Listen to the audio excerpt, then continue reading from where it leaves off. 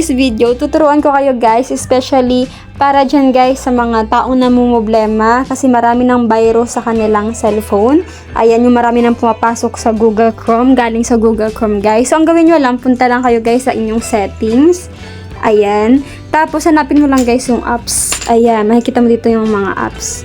Tapos, pindutin mo yung see all 93 apps. Ayan. Tapos, hanapin nyo lang guys yung Google Chrome ninyo, which is, dun papasok yung mga virus. Ayan, click mo lang yan. Tapos, pindutin mo tong storage in cake. Tapos, pindutin mo guys yung clear cake, tsaka clear storage.